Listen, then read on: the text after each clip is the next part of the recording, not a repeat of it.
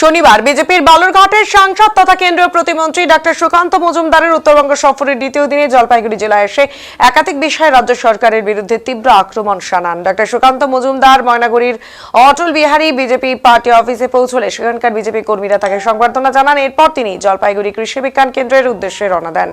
সাংসদ সুকান্ত মজুমদার জানান, প্রধানমন্ত্রী কিষাণ সম্মান নিধি যোজনার অধীনে আজ সারা ভারতবর্ষের প্রায় 9 কোটি কৃষকের ব্যাংক অ্যাকাউন্টে 2000 টাকা করে সরাসরি পাঠানো হবে। এই প্রকল্পের আওতায় পশ্চিমবঙ্গের প্রায় 45 লক্ষ কৃষক সরাসরি এই সুবিধা পাবেন। তিনি জানান, আজকের দিনটি এই প্রকল্পের 20তম কিস্তি হলেও পশ্চিমবঙ্গে এটি 18তম। কারণ রাজ্য সরকার প্রথম থেকে এই প্রকল্প গ্রহণ করতে রাজি ছিল না। তিনি বলেন, রাজ্য সরকার প্রথম থেকেই এই প্রকল্প গ্রহণ করলে বাংলার কৃষকেরা আরও 2 কিস্তির অর্থ পেতেন। তিনি অভিযোগ করেন, রাজ্য সরকার কোনো উন্নয়নমূলক পরিকাঠামো তৈরি করতে আগ্রহী নয়। তিনি জানান, জলপাইগুড়ির কৃষি বিজ্ঞান কেন্দ্রে একটি পূর্ণাঙ্গ কৃষি বিশ্ববিদ্যালয় তৈরি হওয়ার কথা ছিল, কিন্তু এতদিনেও তা বাস্তবায়ন হয়নি। তার মতে বর্তমান রাজ্য সরকার শুধুমাত্র দান ধ্যান দিয়ে কোনো রকমের সরকার চালাচ্ছে।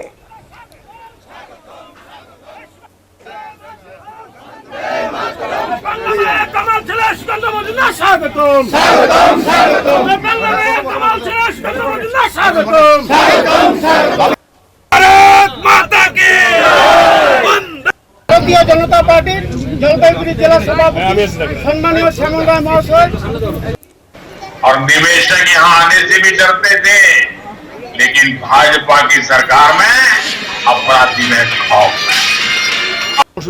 আপনারা জানেন, আজকে গোটা ভারতবর্ষের প্রধানমন্ত্রী কৃষক সম্মান নিধি তার 20তম ইনস্টলমেন্ট আর পশ্চিমবঙ্গের 18তম ইনস্টলমেন্ট। কারণ পশ্চিমবঙ্গ সরকার প্রথমে রাজি হয়নি যে এই কিষাণ সম্মান নিধি বা কৃষক সম্মান নিধি তারা নেবে বা বাংলার কৃষকদেরকে পেতে দেবে।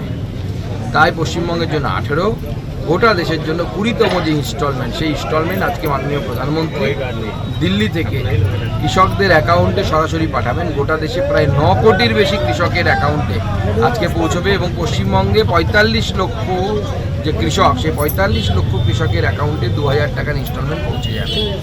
আপনারা জানেন, মোট 3 বার দেওয়া হয়, 6000 টাকা দেওয়া হয়। তার এই ইনস্টলমেন্ট মাননীয় প্রধানমন্ত্রী পৌঁছে দিচ্ছেন। আমরা কেন্দ্রীয় মন্ত্রীরা ভারতবর্ষের বিভিন্ন জায়গায়, আমি যেমন আজকে জলপাইগুড়ি জেলার ময়নাগুড়ির রামসায়ে যে ওখানে কৃষি বিকাশ কেন্দ্র আছে, কেভিকে বলা হয়, সেই কেভিকেতে এসে যাচ্ছি এবং তার সাথে সাথে বিভিন্ন মন্ত্রীরা বিভিন্ন জায়গায় থাকবেন এবং মাননীয় প্রধানমন্ত্রী এই যে প্রকল্প, এটা বৈপ্লবিক প্রকল্প।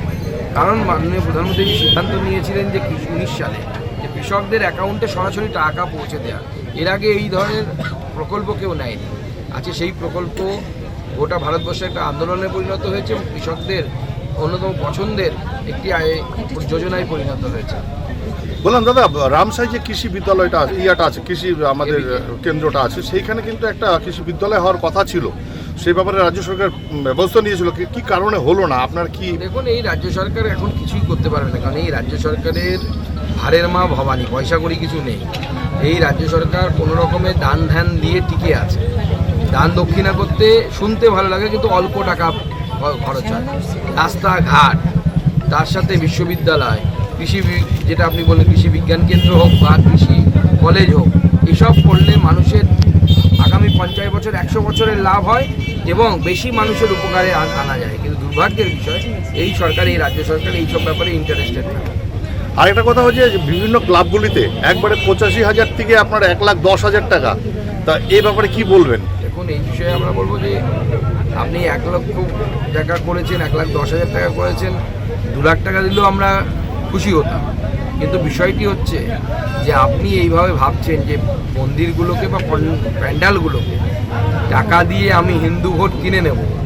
আমি যারা নিচ্ছেন তাদেরকে বলো, টাকাটা নিয়ে নিন, শুধু একটা প্রশ্নের উত্তর খুঁজে বের করুন যে হরগোবিন্দ দাস, চন্দন দাস, তাদের পাড়ার ক্লাব যেখানে দুর্গাপুজো হতো, সেখানে কি 85,000 টাকা করে পেত না তারা?